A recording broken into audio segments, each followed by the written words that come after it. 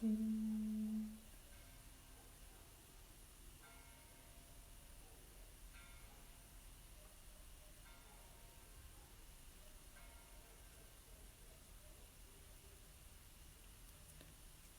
Hola, hola, hola. Salut océan. Hola.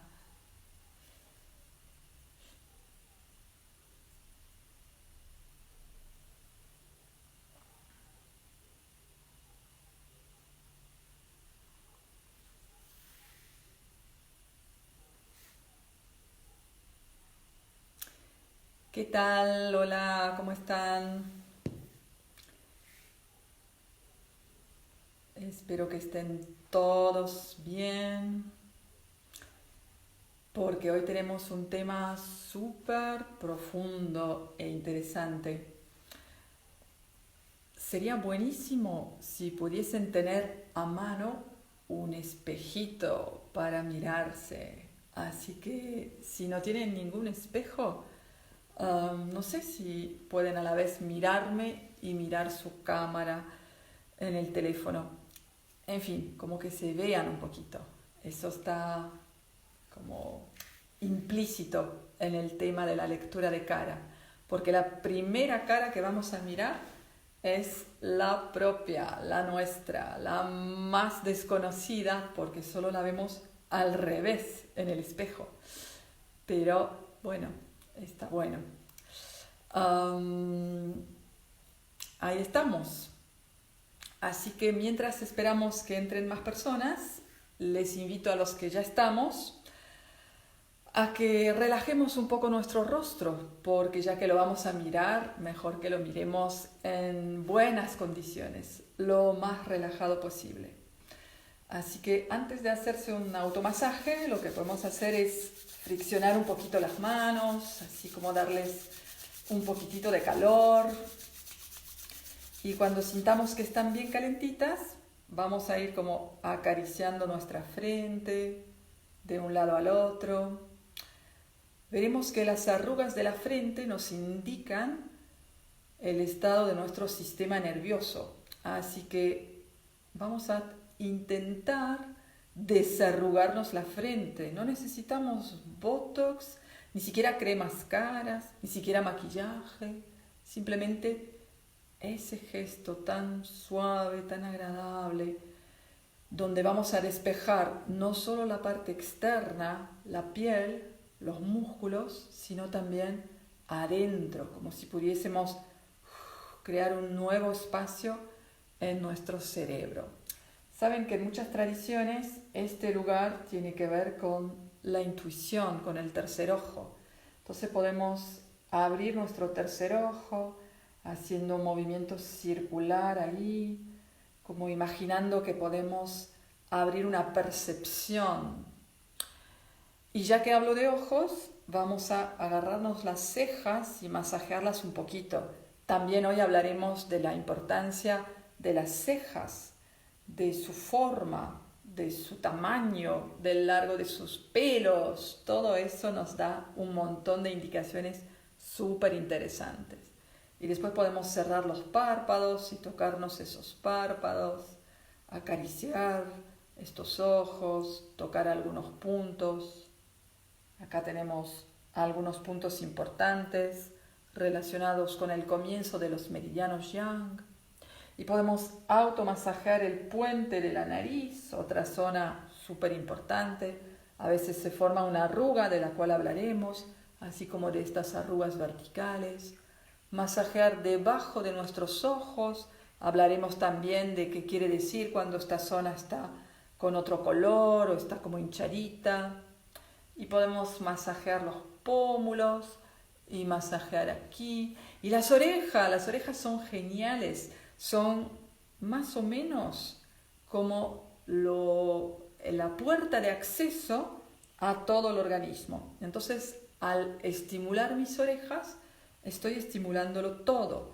Y vamos a ver, cuando hablemos de las orejas, a qué órgano nos remiten las orejas, con qué tienen que ver. Y después acá tenemos unos músculos muy fuertes que nos permiten masticar. Entonces vamos a hacer un masaje para aflojar estos músculos que cuando están tensos producen eso que llamamos el bruxismo. Entonces podemos ir aflojando esa zona y después podemos tocarnos las mejillas, como pellizcarlas un poquito. Veremos con qué están relacionadas las mejillas. Y estimular el sistema digestivo que tiene su puerta de entrada en nuestra boca. Podemos poner un dedo arriba, un dedo abajo, presionar un poquitito y mover la boca dejándola flojita. Total, nadie nos está mirando y podemos aflojar la boca en cualquier dirección. Y podemos masajear ahí la papada, a veces se nos forma como aquí el doble mentón y podemos tocar un poquito, masajear, acariciar. De todo eso vamos a hablar. Entonces, hoy quiero compartir con ustedes algo que hacemos todos, todo el tiempo, sin darnos mucho cuenta. Y se llama, lo escribí acá, diagnóstico. Entonces, ¿de dónde viene esa palabra? Como muchas de las palabras que usamos en las ciencias, viene del griego antiguo.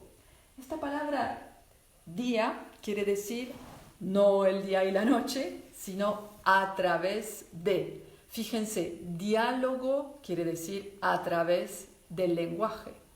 Y aquí tenemos a través de gnos. ¿Qué será gnos? Es una palabra que podemos encontrar en agnóstico. Quiere decir conocimiento. Y este pedacito que escribí al final, tico, es simplemente un sufijo para darle una forma a la palabra. Entonces, a través del conocimiento. Hasta el Renacimiento, esta palabra no se usaba en un contexto médico, se usaba para cualquier otro contexto. Quería decir a través de lo que yo puedo conocer, a través de mis sentidos, a través de mi sentido común, a través de lo que puedo aprender, leyendo, hablando, observando. Y durante el Renacimiento empezaron a usar esta palabra más en la medicina. A mí me gusta también explicarla desde otra forma que no es para nada ortodoxa, que sería separar aquí y decir diagnóstico. O sea, di quiere decir dos y el a quiere decir no. Dos que no saben. ¿Quiénes son los dos? El médico sabe y el paciente tampoco sabe. Son dos personas que no saben. Diagnóstico. Entonces, ¿qué es el diagnóstico? En la medicina occidental hay una idea de que el diagnóstico tiene que ver con poder medir. ¿Medir qué? Todo tipo de cosas que nos pasan en el organismo. Por ejemplo, la presión sanguínea, cuánto colesterol tenemos, etcétera, etcétera. Siempre se define a través de números. Entonces, para saber cómo estoy, necesito hacer análisis de sangre, análisis de orina, medir mi latido cardíaco. Son todas mediciones. ¿Y después qué hace el médico? Compara estas medidas mías personales con el promedio y dice: una persona de la edad de usted tendría que tener, etcétera, etcétera, etcétera. Y si no tengo lo que tendría que tener, ya, salí de la normalidad y me catalogan como enferma. O sea, tiene que ver con números. El diagnóstico, antes de que la medicina se apoderara del término, y todavía hoy en día, cuando hablamos con personas que vienen de la medicina holística u oriental, es simplemente ejercitar la capacidad de observación, mucho menos científico y mucho más amplio. Porque todo el tiempo todos estamos diagnosticando. Fíjense, ustedes quizás vivan solos, quizás no. Si viven con alguien o con varios, Cada vez que una persona de mi familia o mi pareja o los amigos que comparten mi casa entra a la casa, yo puedo simplemente al escuchar cómo abre la puerta, los pasos cuando llega, a hacer un diagnóstico de cómo le fue hoy. Si me habla, puedo percibir en el tono de su voz si está de buen humor, de mal humor, si esto tiene que ver conmigo o no. Puedo proyectar, me puedo equivocar, pero todo eso me doy cuenta. Todo el tiempo estamos diagnosticando, o sea, abriendo nuestra percepción. Hace muchos años, una de mis alumnas de Shiatsu era médica neonatóloga y decía que solo le llegaban los bebés enfermitos, porque los neonatólogos solo los llaman para casos complejos. No es que todos los bebés tengan que pasar por el neonatólogo. Y ella había desarrollado su sentido del olfato a tal punto que cuando llegaba un bebé, olía al bebé y sabía cuál era el problema y cuál era la gravedad del problema. Y esto es algo que todos los médicos antiguamente hacían, porque al no tener esas mediciones que tenemos hoy en día, tenían que afinar sus sentidos. Y esto de afinar los sentidos es algo que nosotros, todos los seres humanos, podemos hacer. De hecho, las mamás que me están escuchando saben cuando un hijo está enfermo que su olor cambia, porque hay algo en las secreciones que produce el organismo que modifica el olor. Entonces, los sentidos, la vista, el tacto, el olfato, el oído, todo me está indicando cómo está esta persona. Y si la conozco, me lo está indicando con más claridad aún. Entonces, el diagnóstico, así como lo estamos usando en Shiatsu, no es otra cosa que afinar nuestra capacidad de observación, tratar de alejar la proyección, o sea, de no pensar, sí, claro, tiene esto y ¡pam!, le enchufo una idea que es puramente mía, sino intentar estar como cada vez menos involucrado emocionalmente para tener más capacidad de observar sin juzgar y sin proyectar, que esa quizás es la parte más difícil. Ojo, ese diagnóstico no reemplaza el otro. No estoy para nada criticando el diagnóstico que hacen mediciones. Simplemente estoy diciendo que son como dos caminos diferentes. Tenemos el diagnóstico médico que permite a los médicos de medicina occidental administrar, ¿qué administran? Remedios químicos o intervenciones quirúrgicas. Estas son como las dos vías posibles. Y si no saben qué remedio administrar o qué intervención quirúrgica hacer, te dicen, señora, señor, su problema es psicosomático. Y eso ya es como segunda categoría. ¿Qué quiere decir psicosomático? Que involucra la psique y que involucra soma. Soma es el cuerpo. Todos los problemas involucran psique y soma. No hay ningún problema de salud que no involucre psique y soma. Están completamente interactuando todo el tiempo.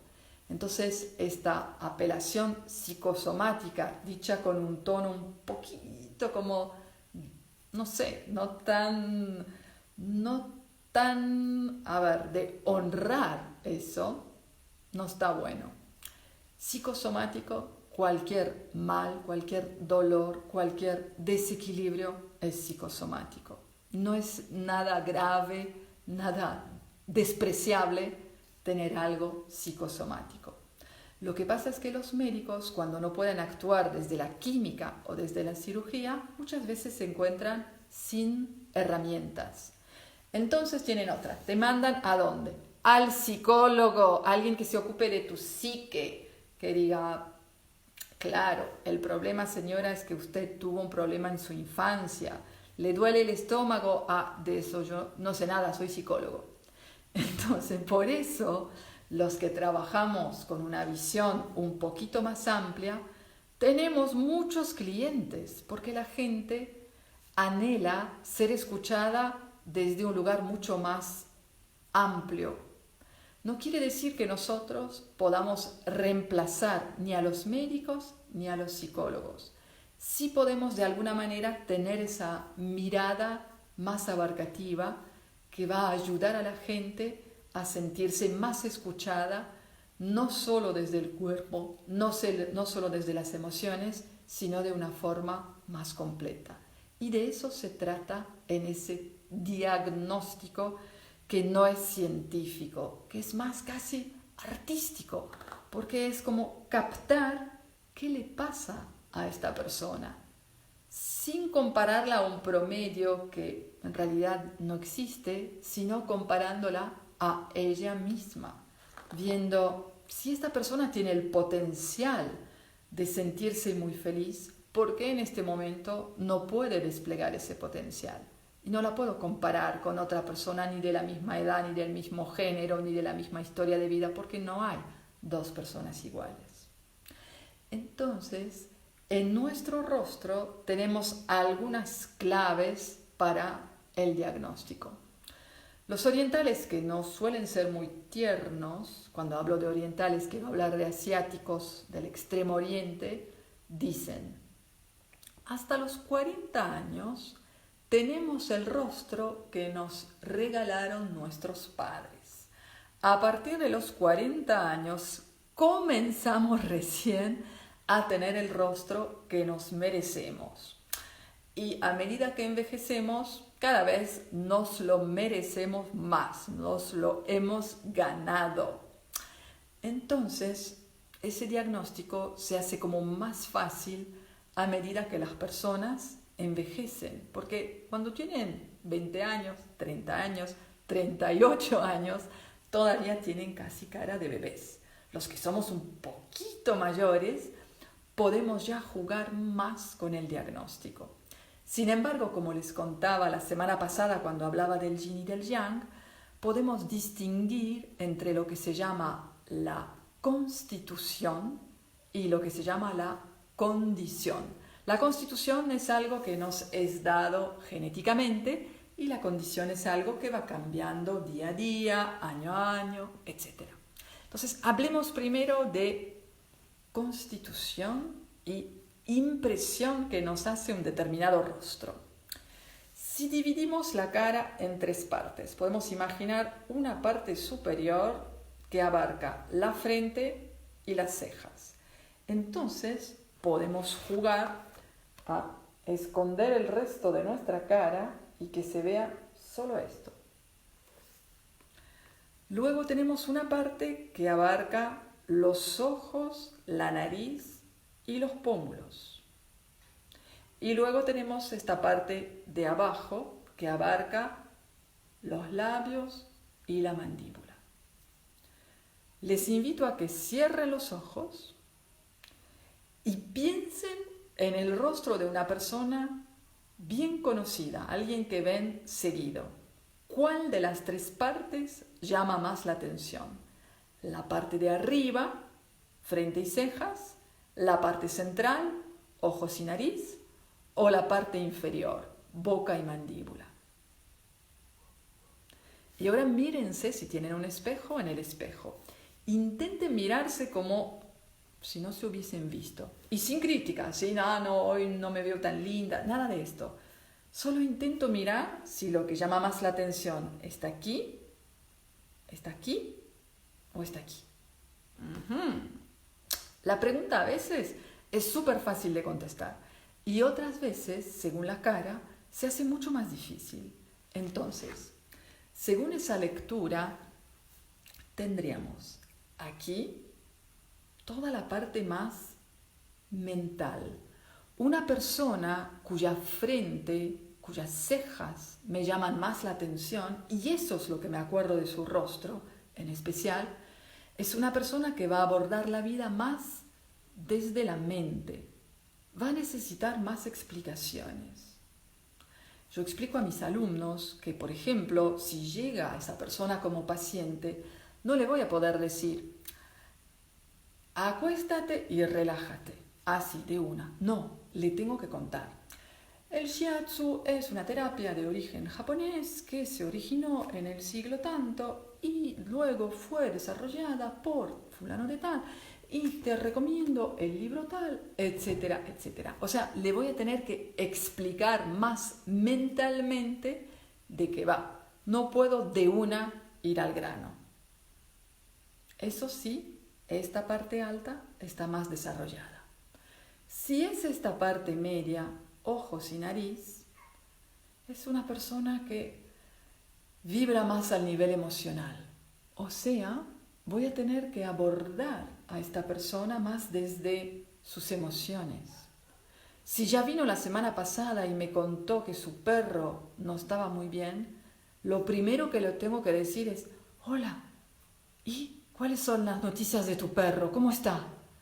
Mostrando mi emoción, mi interés, mi sentimiento, porque de esa manera llego a esa persona. No es hipocresía, es simplemente saber abrirme y aflojar a esa persona si su interés o su forma de vibrar es muy emocional. Es esta la parte del rostro que va a estar más como llamándome la atención. Tercera posibilidad. La boca y la mandíbula llaman más la atención. Viene y está un poco así. O cuando se ríe, veo una boca grande, como que abarca todo. O si me acuerdo de la persona al cerrar los ojos, lo que más me llama la atención es esta parte de su rostro. Esta es la persona que tiene más fuerza de voluntad y que más le interesa ir directo al grano. Por ejemplo, si esta persona viene para una sesión de shiatsu, no le voy a hablar ni de su perro, ni le voy a explicar la historia del shiatsu, porque no quiere perder tiempo. Vino a recibir, quiere recibir. Vamos, al futón, de una, sin explicaciones, sin tergiversar, sin hablar de nada. Vamos directamente donde ella necesita que vayamos, a la cosa en sí. Entonces, miren su propia cara e intenten despojarse de todo lo que ya conocen de ustedes mismos. A ver, ¿es esta parte la que más llama la atención? ¿Sería yo más mental, necesitando de más explicaciones? Ejemplo, ahora ya sé que no podemos viajar porque estamos con el COVID, con la pandemia, con los vuelos suprimidos, etc. Pero supongamos que vamos a una agencia de viaje y que estamos pensando en cuándo se vuelva a poder viajar. ¿Y qué es lo que me hace comprar un viaje? ¿Qué me tienen que decir para vendérmelo? Si yo fuera muy mental, el agente de viaje me diría: miren, en nuestra agencia hemos comparado los precios de diferentes establecimientos y tenemos que ver que al nivel precio-calidad, esto es realmente el establecimiento que podemos recomendar porque es un 4 estrellas, pero entraría estadísticamente dentro del rango de los 5 estrellas. Ya mentalmente empiezo a hacer cálculos y me convenzo que esto es lo que quiero. 4 estrellas, precio bueno, pero 5 estrellas en calidad, y empiezo como a pensar. Ahora, si esta parte central es la más relevante de mi rostro, la que se van a acordar cuando piensen en mí, el agente de viaje me va a decir: si usted compra ese viaje, va a sentir una paz, una felicidad. Cuando vea el color del mar, se le va a abrir el corazón de una manera tan especial, y además la gente en ese lugar es tan acogedora, tan linda, que realmente los recuerdos que se va a llevar de ese viaje van a ser para toda la vida. ¿Entiende, señora? Es realmente importante que usted haga ese viaje. Y me va a tocar emocionalmente y voy a decir: qué lindo, cómo me gustaría. Y eso es lo que me va a seducir, desde la imaginación de las emociones que va a generar el tal viaje. El precio me lo va a decir el final y ni siquiera me va a importar el precio porque ya lo compré desde las emociones. Ahora, esta es la parte más importante. Y ahí va a ser práctico, me va a decir, mire, nosotros tomamos en cargo todo, o sea, usted sale de su casa, lo vamos a buscar, lo llevamos al aeropuerto, entra en una fila prioritaria, no tiene nada de espera, se sube al avión, duerme en el avión. Cuando se baja del avión, una camioneta lo va a buscar, lo lleva directamente al hotel y el primer día ya hay excursiones, el segundo día usted va a conocer todo lo que hay alrededor, etcétera, etcétera. Como rápido, eficiente, eso es lo que quiero. Quiero rapidez, eficiencia, claridad. El precio, bueno, yo pago lo que sea siempre y cuando haya acción y rapidez. Esta es la parte que más se ve. Me convenció el agente de viaje. Fíjense qué importante saber eso. Porque, repito, sin hipocresía, sin manipulación, eso ya me da como una manera de abordar el otro y una manera de respetar cuáles son sus preferencias. Porque en especial, si uno es muy emocional, dice, pero ¿cómo puedes pensar en el precio si eso es tan lindo? Si uno es muy mental, va a decir, pero ¿cómo puede estar tan emocionada si esto cuesta caro? Etcétera. Entonces, de repente, entender que no todos funcionamos con los mismos criterios nos puede ya aportar un poquito más de apertura mental, de pensar que no todos somos iguales y también de ver cómo abordar las personas cuando queremos de alguna manera comunicarnos de forma eficiente porque tenemos algo que nos importa mucho poder comunicar. Entonces, según con quién hablamos, según el impacto que queramos producir, podemos cambiar un poquito la manera de abordar el tema para que corresponda a lo que vemos de su rostro. Ahora, puede ser, por supuesto, que las tres partes estén casi por igual en cuanto a la importancia. Yo veo un rostro y digo, la frente me llama la atención, el centro me llama la atención, la boca y la mandíbula me llaman la atención. Muy bien, quiere simplemente decir que esa persona tiene como más versatilidad. Y es subjetivo todo eso. Entonces, tengo una alumna, obviamente muy mental, que cuando aprendimos esto en clase, ¿qué hizo?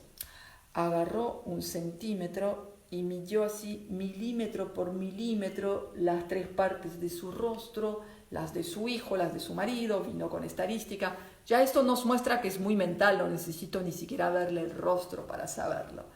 Entonces no se trata de algo tan científico, es más como una percepción, más como un cerrar los ojos y decir, ¿qué me acuerdo de esa persona?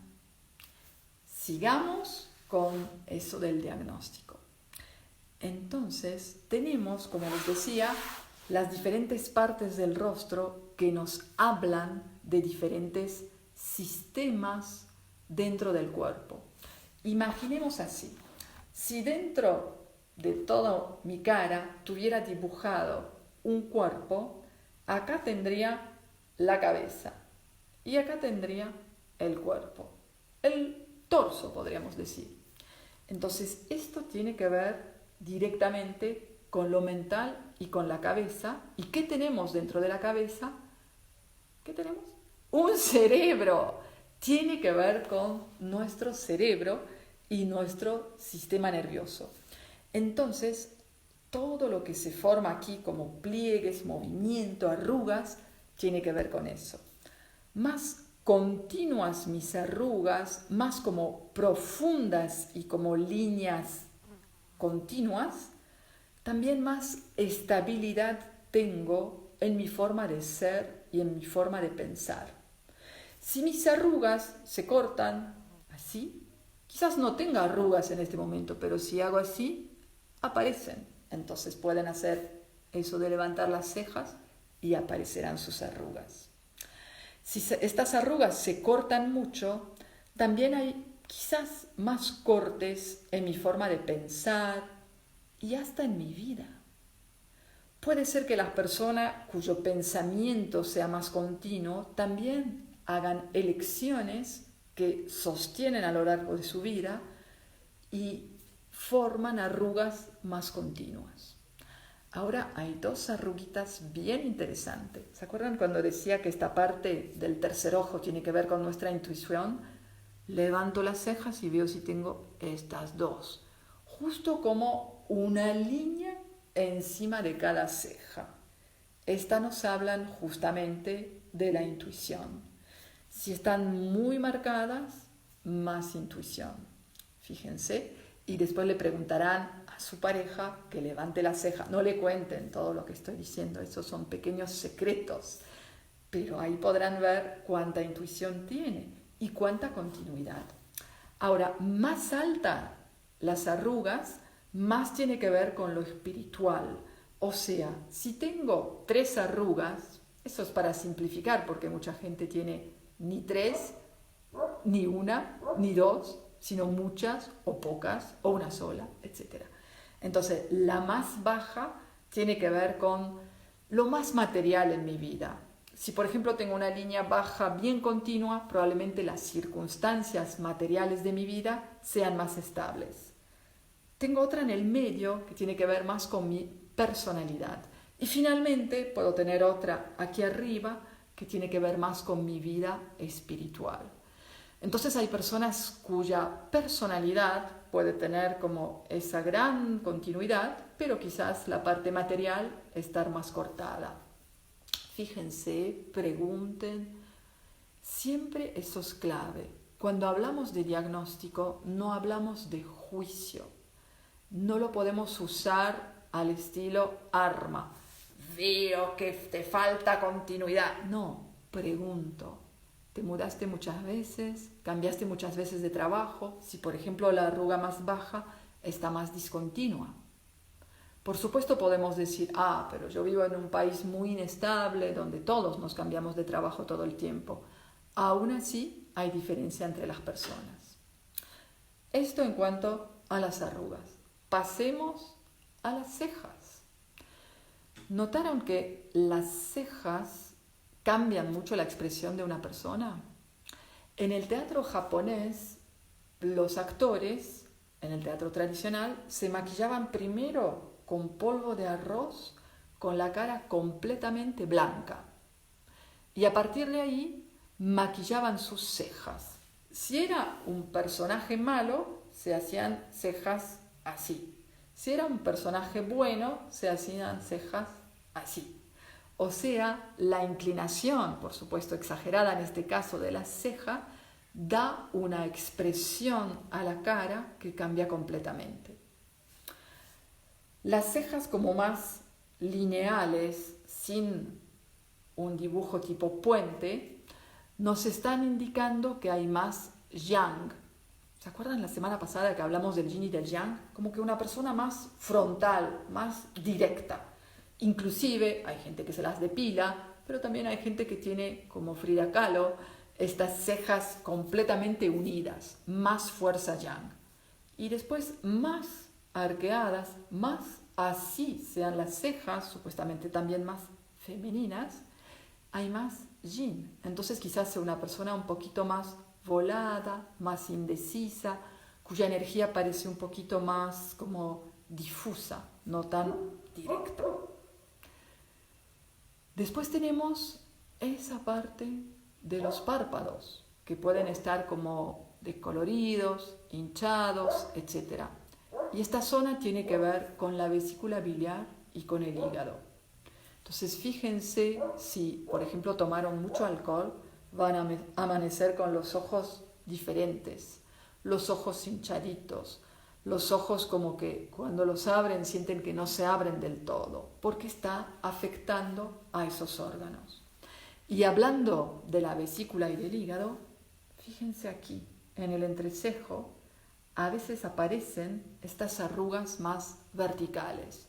Me van a decir, no, es porque miro mucho el teléfono y ya no veo mucho. Sí, y también es porque me estoy preocupando, porque me estoy sintiendo un poquito frustrada, un poquito enojada. Aparecen esas arrugas verticales que tienen que ver con estos órganos de vesícula e hígado. Cuando aparece una arruga como que va de un ojo al otro, más horizontal, es una arruga que tiene más que ver con el páncreas. Alguien que consume, por ejemplo, mucho azúcar tiende a desarrollar esa arruga. Hasta la vi en niños o en bebés que tenían esa arruga y por supuesto después les desaparecía según la dieta que hacían. Pero cuando en un adulto vemos esa arruga, no estaría de más chequear su páncreas. Ahora hay otras arrugas que tienen mala prensa y la gente se las quiere sacar y a mí me parecen tan bonitas, que son estas, las arrugas de la sonrisa, las arrugas de haber arrugado los ojos, las arrugas de habernos reído y de haber llorado. Y estas arrugas tienen que ver, además de con los años, también con las vivencias emocionales. El corazón y las emociones se van a notar en el rostro, en el brillo de los ojos. Más luz tiene una persona en sus ojos, sin importar si tiene los ojos verdes, azules, negros, grises, nada que ver. Ese brillo nos lo da el oxígeno, porque el ojo es el órgano que más oxígeno consume después del cerebro.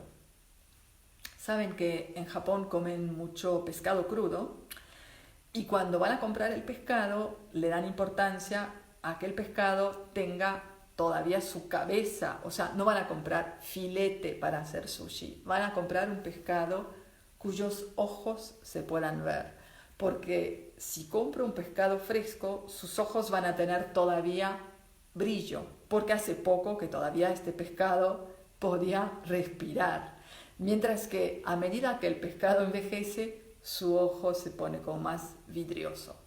Entonces, no somos pescado, estamos vivos en principio, pero el brillo de los ojos indica esa posibilidad de más respiración. ¿Y cuándo respiro bien? Cuando estoy contenta, cuando estoy feliz, cuando dejo de respirar, entre otros, cuando estoy triste, cuando mis emociones no me permiten vivir plenamente. Entonces, el brillo del ojo nos va a indicar también esa vivacidad en la persona, ese espíritu, esa chispa, ese oxígeno que le llega al cerebro. Hablando de los ojos, miremos ahora esa parte. Se venden un montón de cremas, se venden unos lápices para pintarse las ojeras, con tal de no mostrar las ojeras. Pero ¿de dónde vienen? ¿Por qué tenemos ojeras? Algunas personas tienen como tendencia a formar más ojeras que otras y dicen, no, es que en mi familia todos tenemos ojeras. Puede ser que haya un componente genético, pero también todos sabemos qué indican las ojeras. Pueden indicar demasiada intensidad en la vida sexual. Ojalá, no, en general no es esto. En general es que no dormí lo suficiente, que estoy muy cansada o que la comida me cayó mal. Es verdad que mucho sexo también puede dejarnos ojeras grises, pero no es en general lo que suele provocar las ojeras que tiene la mayoría de la gente, más bien la mala calidad de sueño. Y en la medicina oriental, el dormir bien está relacionado con vejiga y riñón, que son órganos que obviamente tienen que ver con el metabolismo de los líquidos. Y los riñones tienen una importancia especial porque están relacionados con nuestra capacidad de tener energía vital. Y fíjense qué interesante esa formita. La forma de mis orejas recuerda la forma de los riñones. No los vemos a los riñones, pero podemos mirar riñones en Google y ver que tienen una forma muy parecida a la de nuestras orejas. Entonces, en el diagnóstico oriental se relaciona las orejas con los riñones. Y se relaciona que si tengo buenas orejas, también voy a tener buenos riñones. ¿Qué quiere decir eso? Voy a tener más energía vital, más capacidad de descansar y eso me va a permitir renovar mi energía, filtrar mi sangre, el trabajo que hacen los riñones, mejor, para luego deshacerme de las toxinas que salen por la orina. Entonces, las orejas, si tienen el lóbulo más largo, indican que ese reflejo de nuestro cerebro es mayor, o sea, más inteligente. Inclusive los orientales dibujan los budas y los sabios con unos lóbulos así de largo, como para indicar que esas personas tienen gran sabiduría. ¿Qué quiere decir tener buenas orejas? Quiere decir que no estén muy despegadas, no estén muy pegadas, que tengan una cierta consistencia. Todo eso nos indica que hay más fuerza constitucional. Nada de eso es irreversible. Si tengo orejas blanditas, si tengo orejas despegadas y estoy viva, buena señal, está todo bien. Son simplemente pequeñas indicaciones que podemos tener en cuenta para cuidarnos mejor. El espesor de las cejas y el largo de los pelos de las cejas también tiene que ver con la fuerza constitucional. Ay, qué palabra difícil. ¿Vieron esa gente que tiene unas cejas así de largas? Bueno, en especial los hombres tienen los pelos de las cejas que les salen así. Y esto indica más larga vida y más fuerza constitucional. En nuestras cejas se supone que está escrita nuestra historia. Si la ceja aquí es más o menos el mismo grosor que la ceja aquí, quiere decir que habrá más estabilidad en mi salud. Si aquí es muy gruesa y aquí muy finita, quiere decir que tengo mejor salud en la juventud que en la vejez. Y al revés, si es muy finita acá y se va poniendo más gruesa, quiere decir que a medida que envejezco, también me fortalezco. Todo es relativo, no lo tomen como demasiado al pie de la letra, pero no deja de ser interesante. Les decía que podemos imaginar que en el rostro está dibujado todo el cuerpo. Entonces, la cabeza aquí y el cuerpo aquí. Y eso me indica que esto representa la columna vertebral. Mucha gente tiene la nariz torcida porque recibió un golpe en la nariz. Pero si tuviera la nariz torcida de entrada, si tuviera la nariz torcida porque así nació con la nariz torcida, no estaría de más ver cómo está la columna vertebral, porque posiblemente también la columna tenga una cierta distorsión. Y ya que estamos con la nariz, les invito a que se toquen la punta de la nariz y toquen si está dura o flojita. La idea es que este cartílago que esté acá no esté muy duro. ¿Vieron que hay gente que se le hincha, que se le pone como colorado? En general lo asociamos con un exceso de alcohol. Personas que consumen alcohol regularmente y en exceso. En diagnóstico oriental eso tiene que ver también con el corazón. Entonces podemos, si tenemos alguna persona conocida que sufre de problemas de corazón, ver si se modificó esa parte de la bola que tenemos aquí en la punta de la nariz con respecto a lo que tenía antes de enfermarse del corazón. Porque idealmente esa parte tendría que ser flexible, no dura, no hinchada, no con venas aparentes, no con pelitos. Todo eso no estaría bien, no estaría hablando de un corazón saludable. Si el corazón está aquí, ¿qué hay en el pecho cerca del corazón? Los pulmones. Entonces, esto tiene que ver con los pulmones. Muy interesante mirar a las mejillas de los fumadores. Comparen el rostro de una persona de, voy a decir, una edad cualquiera de más de 40, digamos 50 años, que no fuma con las mejillas de una persona de 50 años que sí fuma. Más allá de que la fuerza constitucional de estas dos personas puede darle una como tendencia a que se le caiga el rostro o no, van a ver que las personas que no fuman en general tienen como más tersa la piel y como más el colágeno activo, o sea, no se les caen las mejillas. Y quien fuma, aún las personas muy delgadas, como que se le cae, porque los pulmones están afectados y las mejillas están relacionadas con los pulmones. Interesante, ¿verdad? Sigamos bajando. Después de los órganos que están ubicados en la cavidad torácica, vamos a llegar a los que están ubicados más abajo, en la cavidad abdominal. Entonces, esa parte de aquí tiene que ver más con el estómago y en especial, por supuesto, la boca, ya que es la entrada del camino que lleva al estómago. Mientras que esa parte de aquí tiene que ver más con los órganos reproductivos y con los intestinos. Fíjense, jóvenes mujeres, cuando menstruan, que quizá le empiezan a aparecer como granitos en esta zona o alguna alteración en la calidad de su piel de esa zona. Eso tiene que ver con las hormonas que influyen en especial esa parte de nuestra fisionomía. Las hormonas relacionadas, por supuesto, con el ciclo menstrual. Los intestinos. Hablé antes cuando hacíamos el automasaje del comienzo de la papada.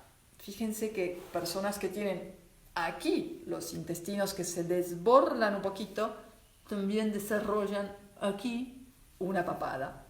Entonces, no es crítica, no es burla, es para decir, probablemente si esta parte, como detrás de la mandíbula, empieza a estar como más hinchada, a formar esa papada, también va a haber en los intestinos una tendencia a salirse para afuera. ¿Qué quiere decir todo eso? Quiere decir que el rostro, más allá de que intentemos mejorarlo, maquillarnos, parecer más lindas, etcétera, etcétera, nos está contando la historia de todo nuestro cuerpo. Y que la mejor forma de cuidar nuestro rostro pasa por algo más integral. No es ni el botox, ni las cremas caras, ni el maquillaje lo que nos van a permitir ser más atractivas, más lindas. Todo viene más de adentro. Al nivel emocional, por supuesto muy importante, el nivel energético. ¿Y qué quiere decir eso del nivel energético? Quiere decir cómo me siento, qué puedo expresar de mí misma. ¿Tengo esa fuerza en mi ser que me permite expresar quién soy? ¿Tengo la libertad de mostrarme así como soy? Esto es lo que hace que una persona sea más atractiva. Ahora, a la parte de la constitución que les decía antes, que no la podemos elegir, es algo que nos es dado y que solo podemos honrarlo y amarlo. Y si lo honramos y lo amamos, también vamos a ser más atractivos y más lindos. Nuestra civilización es completamente loca en muchos sentidos y uno de ellos es imponer una estética, inclusive la estética de una sola raza, a todas las demás razas de la Tierra. Yo viví 3 años en Japón y quedé muy sorprendida por algo que tenía que ver con el concepto que tienen las mujeres japonesas de sí mismas. Nos encuentran más bellas a todas las mujeres occidentales, sin importar si somos o no definidas como bellas, porque tienen un complejo de ellas no ser blancas y ser japonesas. Y eso me llamó mucho la atención porque hay muchas mujeres japonesas de una belleza increíble. Entonces pensar que una raza determinada es más bella que otra raza es una locura, completa, total. Pensar que tener esas proporciones es la proporción que hay que tener es una locura total. Pensar que paralizando los músculos de nuestra frente vamos a ser más atractivos sin poder expresar todo lo que nos pasa es una locura total. Pensar que pintándonos las ojeras vamos a poder descansar mejor, o sea, vamos a sacar la causa de nuestras ojeras, otra locura.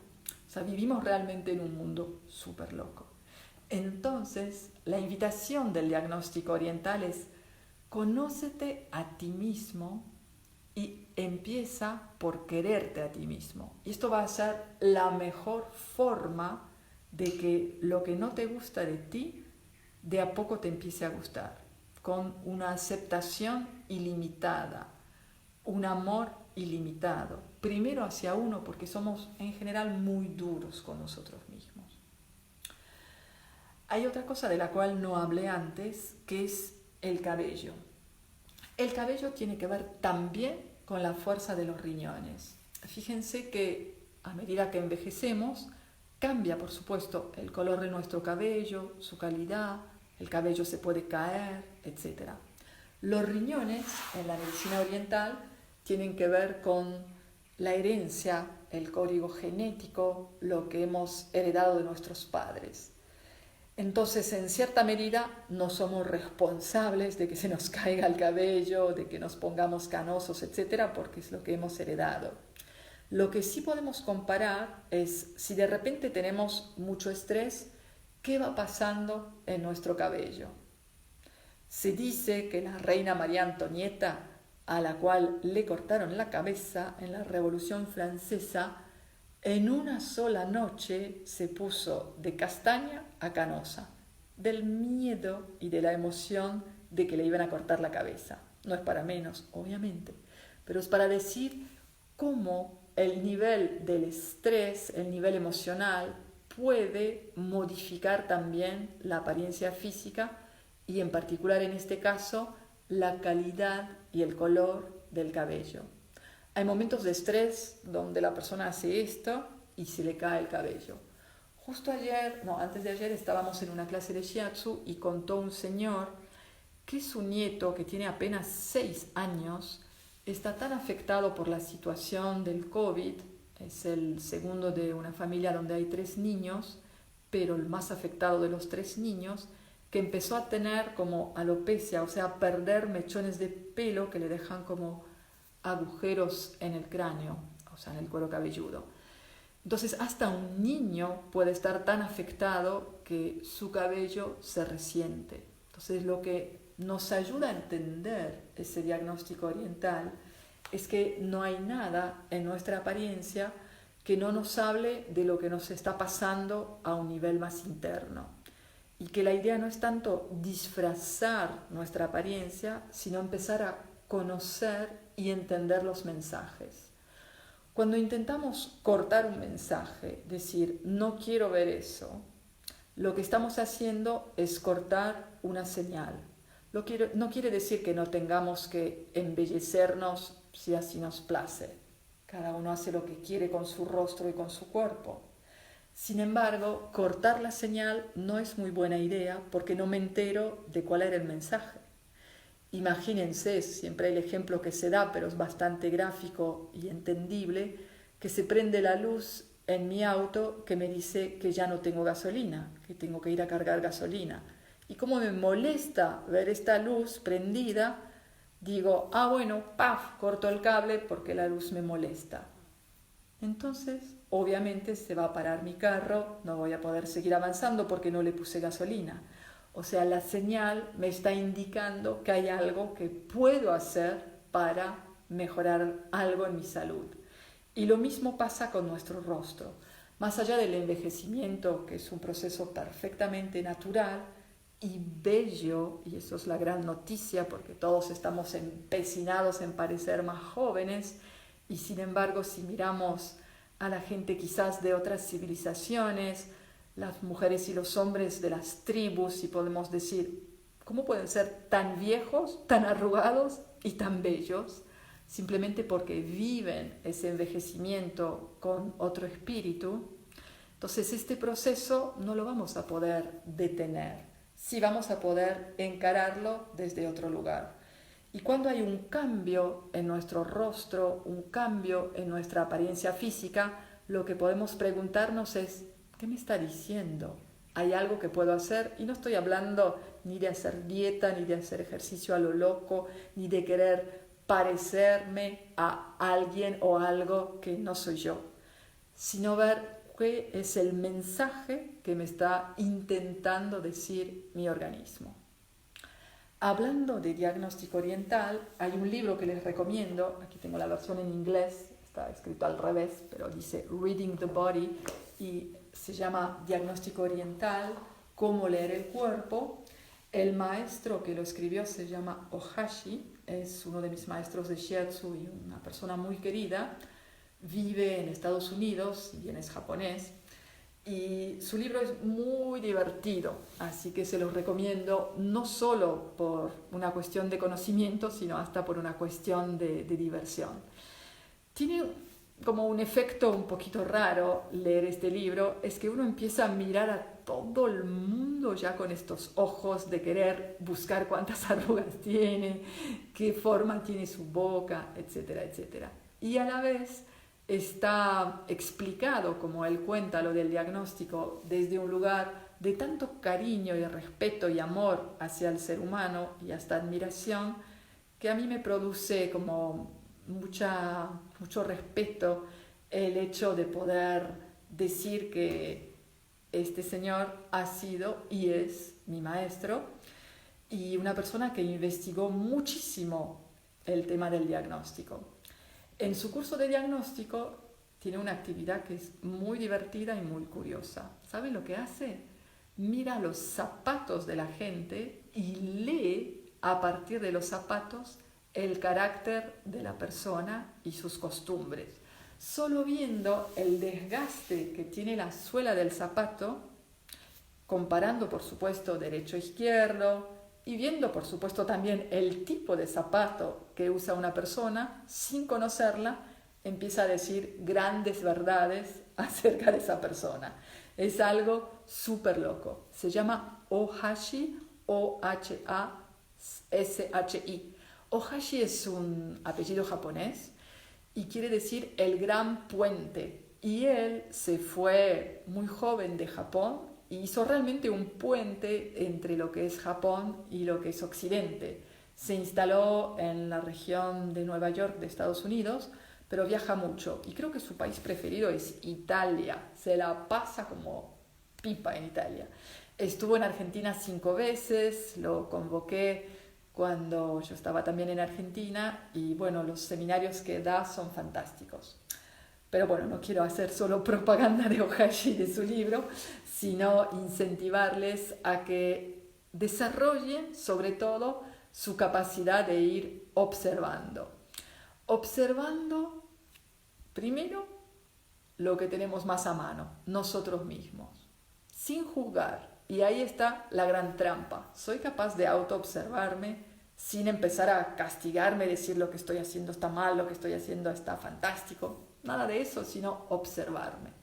Y a partir de la autoobservación puedo también como afinar esa capacidad y empezar a mirar mi entorno con otros ojos y darme cuenta que cada ser es un mundo, tiene muchísimo para enseñarme y eso es muy interesante.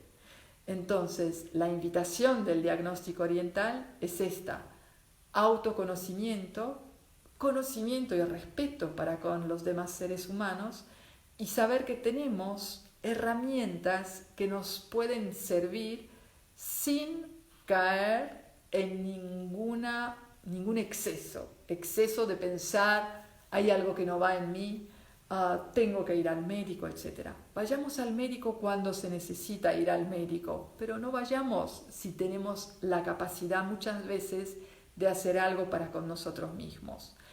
Capaz que haya hierbas que nos puedan ayudar, puntos de acupuntura, una sesión de danza con unas amigas. Hay muchas cosas que nos pueden ayudar sin ir al médico. Y los médicos, como no tienen otra opción, lo que nos van a dar es química, remedios. ¿Vale la pena? A veces sí, porque nos pueden ayudar de verdad, pueden salvar nuestra vida.